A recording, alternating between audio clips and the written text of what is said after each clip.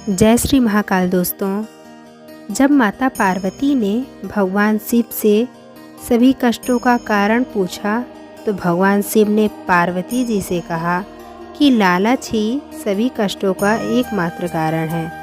संसार में 3 प्रकार के लालच होते हैं। आँखों की वासना सबसे प्रथम है, जिसका अर्थ होता है भौतिक बात, मतलब कि दुनिया का इस बात पर विश्वास कर लेना कि धन और संपत्ति ही जीवन में सबसे महत्वपूर्ण चीज़ें हैं। और आजकल इसके पीछे इंसान इतना पागल हो गया है कि सही गलत का भेद भूल गया है।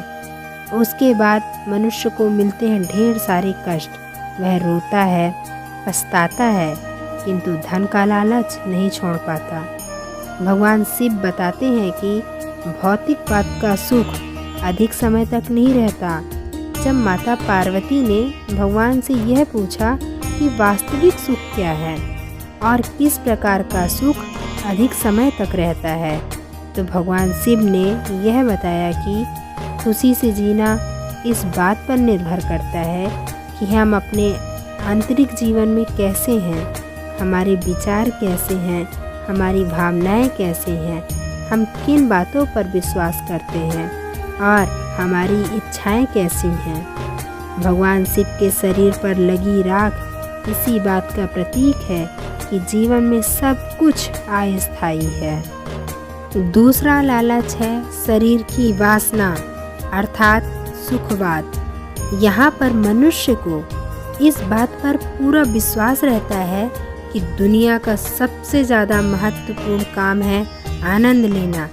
इसी आनंद लेने के चक्कर में वह जीवन के महत्वपूर्ण कार्य करना छोड़ देता है और यही आनंद फिर मनुष्य को सबसे ज़्यादा दुख देता है।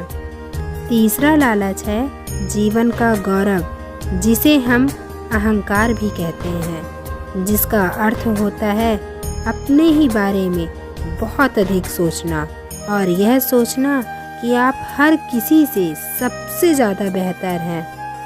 जब माता पार्वती ने भगवान शिव से पूछा वह क्या है जो मानव बुद्धि को नष्ट कर देता है, तब भगवान शिव ने बताया था कि यह अहंकार मानस बुद्धि को नष्ट कर देता है। ये अहंकार आपको बहुत जिद्दी बनाता है और जब आप जिद्दी होते हो तब आप दूसरों की बातें सुनते नहीं हो। अहंकार आपको कहीं नहीं ले जाता, आपको स्वयं से बहुत दूर ले जाता है। दोस्तों, दुनिया की सबसे कीमती चीज़ समय होती है।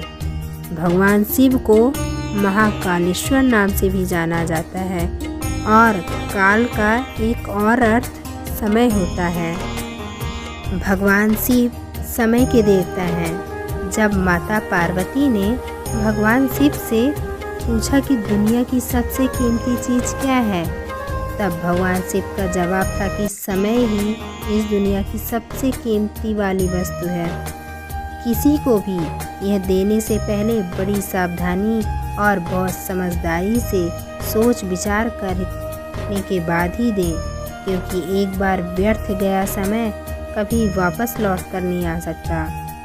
दोस्तों, रुद्र स्वरूप भगवान महादेव को ही शिव कहा जाता है। शिव का अर्थ होता है कल्याण करने वाला, किंतु शिव का शाब्दिक अर्थ शून्य भी होता है।